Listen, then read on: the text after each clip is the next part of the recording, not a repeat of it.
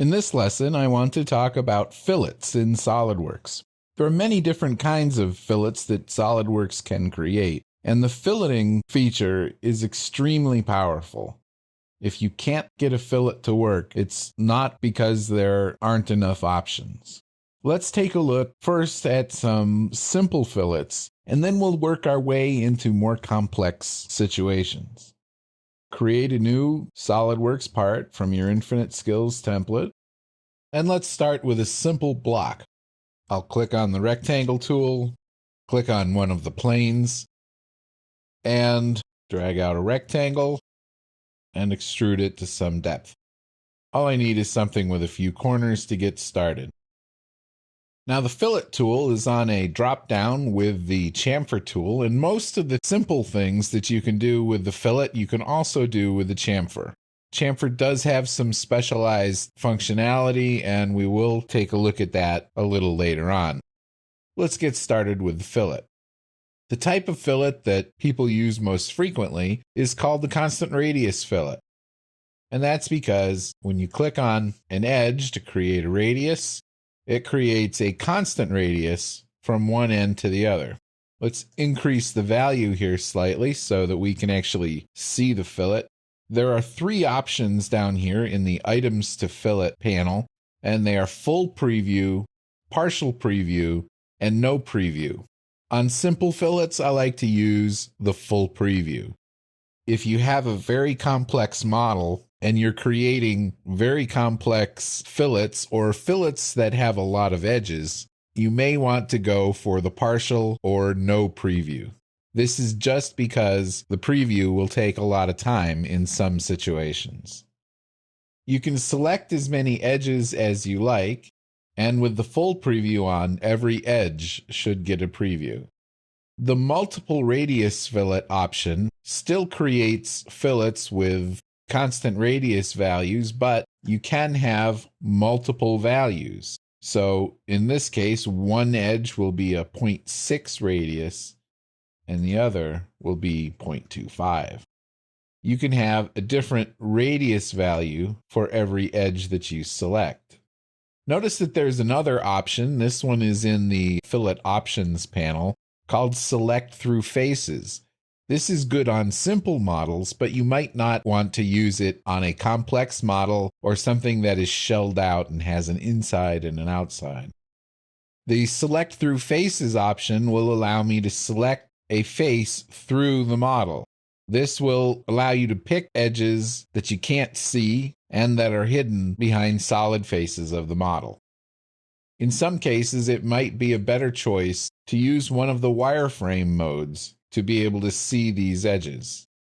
Also, you will want to have one of the highlight options turned on to make this setting work. And this setting can be found in Tools Options, Display Selection, Dynamic Highlight from Graphics View. Without this setting, it's very difficult to use this option in the fillet feature. One of the more useful options in the SOLIDWORKS fillet command is the tangent propagation. This is turned on by default, and so if I were to click on this corner, for example, the fillet goes all the way around. But if I turn off tangent propagation, then SOLIDWORKS is only going to fillet this one side, and it's not going to continue to go around the corners. With tangent propagation turned off, you can manually select additional edges to more finely control the extent of the fillet. In general, it's recommended that the best way to stop propagation is to just not have a fillet where you don't want it to propagate in the first place. So for example, if we only wanted this fillet to go around two sides of the model, we would eliminate this fillet and this fillet, and only have this fillet on the model when we create the fillet that goes around two sides. But the tangent propagation is an effective way to make this happen. Another thing I'd like to point out while we're talking about fillets and selection is the toolbar that pops up when we make a selection in the fillet command. This selection bar can be helpful sometimes and other times maybe not so much. You get a little tooltip description, such as connected to start face, 2 edges, internal to feature, 6 edges, right feature, 10 edges. This is functionality that was formerly part of the Fillet Expert, which you can find on top of the Fillet Property Manager. SOLIDWORKS has added this to the regular functionality of the fillet feature in the hopes that you'll find it useful.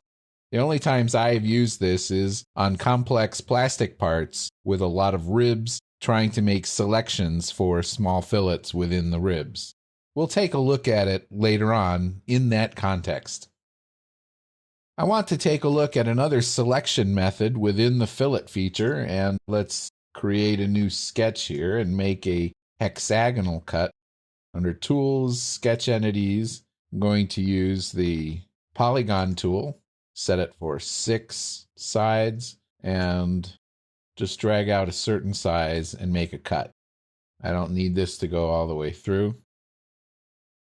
Another fillet selection option I'd like to display here is the loop and the face selection methods. Let's create another fillet feature and select a face of the model. This fillet is going to fail because of the size that's assigned to it, so let's bring that back down to 0.05, maybe 0.1. When an entire face is selected, all of the edges on that face are going to be selected to be filleted. But there are other types of fillets as well. Let's go on the other end, and with another fillet tool, we'll just right-click and say Select Tangency is one option, and this is okay as long as all of the edges that you want to select are connected by tangency. Notice that selects all of the edges individually, and it will work with or without the tangent propagation turned on. I'll clear these selections and use another one of the options. The loop selection can be done by right-clicking over one of the edges and selecting Select Loop. There are 2 options when a loop is selected. Every model edge is adjacent to 2 faces, so this arrow is helping to decide which loop of edges is going to be selected. In both cases, the same set of edges are filleted, but you can see that in this case, with the arrow pointing to the right, a loop of edges around the top face is selected, and with the arrow pointing down, a loop of edges around this end face are selected. So a loop selection is always a combination of a face and an edge if you don't create it using a right mouse button menu. Let's clear this selection and manually create a loop selection. I'll click on this face and then Control Select on that edge. SOLIDWORKS will recognize this selection, this combination of selections, as a loop. If I exit this fillet, come back to Edit Fillet 4, notice that SOLIDWORKS is calling that selection now a loop. One situation where the loop selection is rather practical, we can demonstrate by deleting fillet 3 here. If I start a new fillet, I can Control Select first the face and then Control Select this edge. Now SOLIDWORKS has a bug that is going to preview the wrong fillet preview for this selection. The face and the edge should select only this internal loop. If we accept the fillet, notice that only the internal loop is filleted and the outer loop shown in the preview is not filleted. If we go back to edit that fillet, notice also that it's changed the selection to a loop selection. So the loop selection is always a combination of a face and an edge, and it can also be induced by a right mouse button click on a particular edge. Let's talk now about the variable radius fillet. Variable radius fillets are fairly common depending on what type of work you're doing. In machine design, they are less frequent, but in product design, they are very frequent. Let's try a simple variable radius fillet first.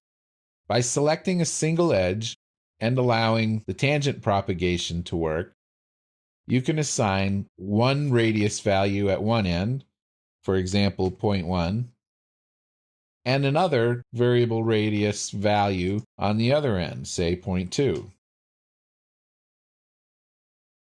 When you double-click on a face of the radius, SOLIDWORKS displays all the values used for that particular fillet. So you can go ahead and change these by double-clicking 0.05, double-click again, 0.3, and hit the rebuild symbol, and the fillet changes size.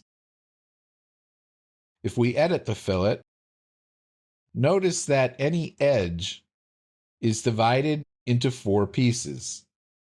If you choose to, you can select one of these interior points and assign a value for the radius at that point.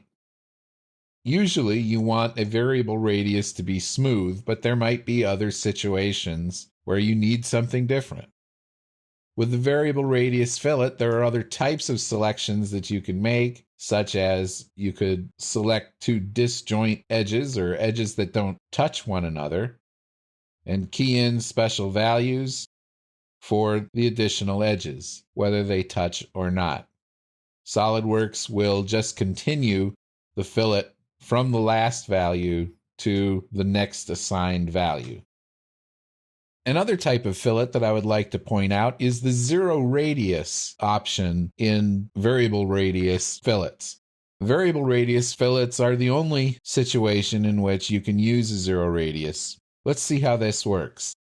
I'll start the fillet command, make sure variable radius is turned on, and select an edge. Now in this case, I'm going to try to make this a 0 radius on both ends. And then at the internal points, have an assigned value. 0 radius fillets are generally not a great idea. They create geometry that can be difficult for a CNC machine to read, and with these sharp pointy faces that come to a sharp pointy end, these are called degenerate points. You can have translation trouble with this sort of geometry as well. So variable radius fillets are extremely powerful. 0 radius ends can be useful in some situations when you want to taper a filleted edge down to a sharp, but just as a recommendation, I would not recommend making extensive use of the 0 radius fillet.